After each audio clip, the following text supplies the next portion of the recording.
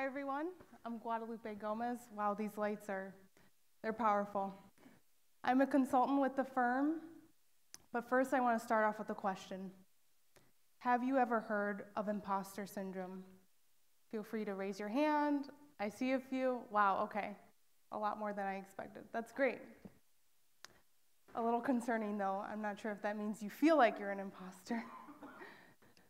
This is a question my mentor asked me out of the blue about a year ago.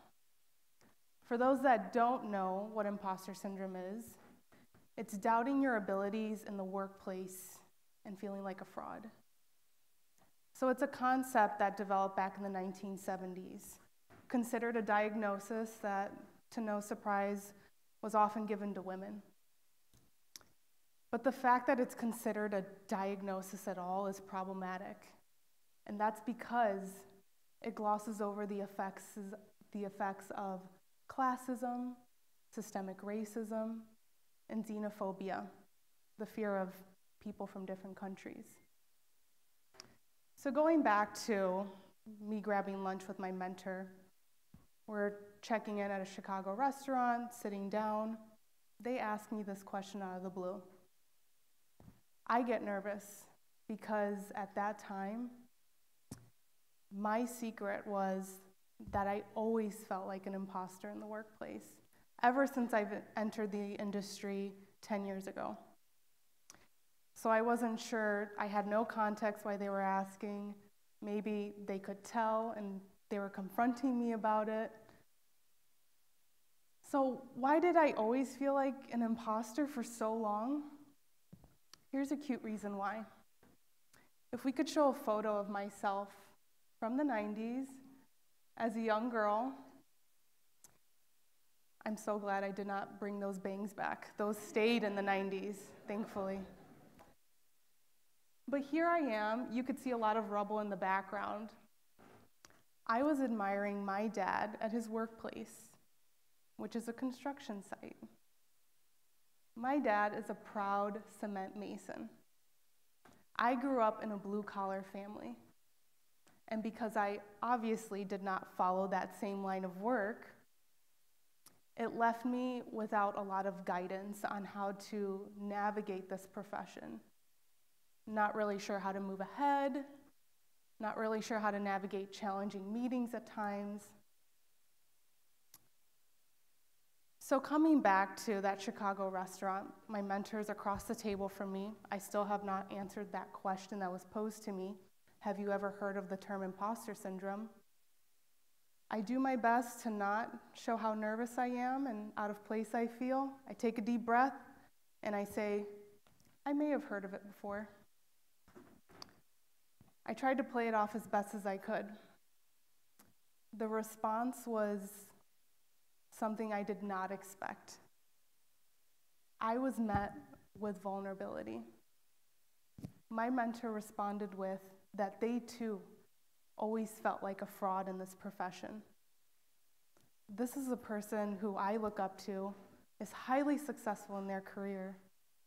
I was shocked because also this person is a white male. And in an industry dominated by those that look like him, there's question marks popping up in my head. Why does he feel this way? So then he starts to share with me his story. He always felt like an imposter because he grew up in a low-income, single-parent household and is the only one in his immediate family to graduate college. He started to share stories with me that throughout decades of his career, no matter how successful he would become, he always felt out of place amongst his clients and peers because he didn't share those privileged backgrounds or professional networks. So that realization, that vulnerability really hit me hard because it made me look at my humble upbringing, which I'm very proud of and happy to share with you all today. And now, if we could take a look at what my workplace looks like, much different than my dad's.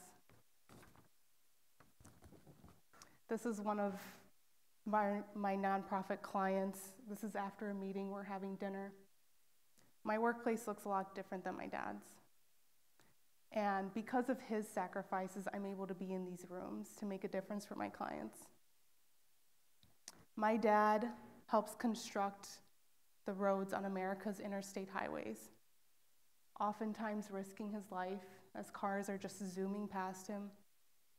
And I get to make a difference for my clients by matching their dollars to their mission.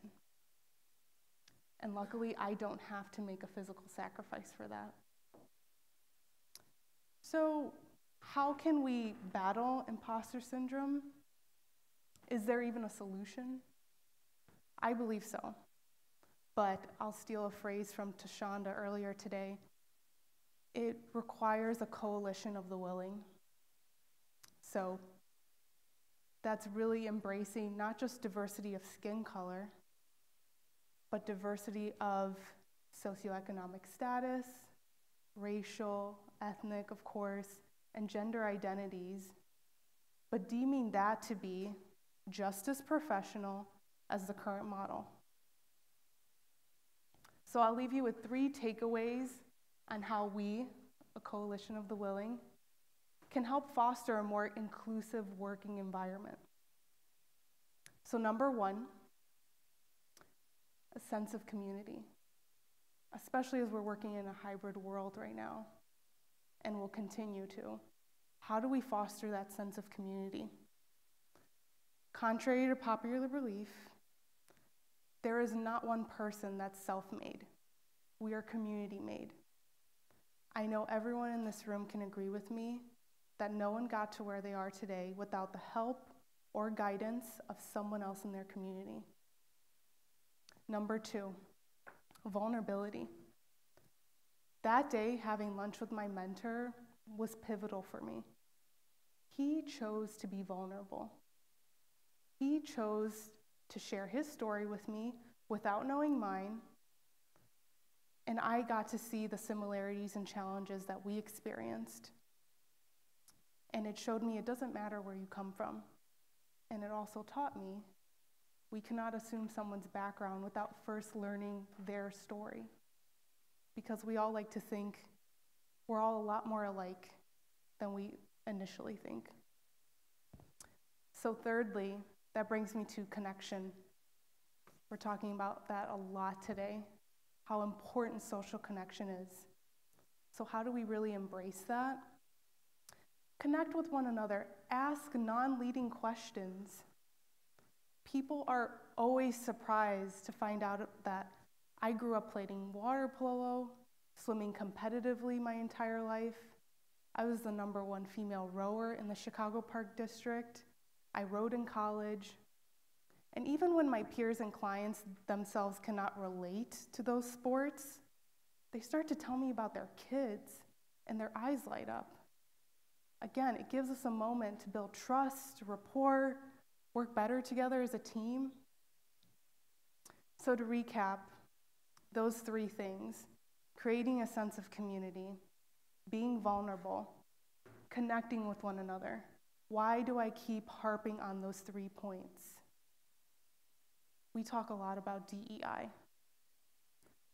But when we don't have I, inclusion, we cannot have D and E, diversity and equity. And when people don't feel included, when they don't feel as though they're on the same team, we cannot achieve diversity and equity in the workplace or in our communities.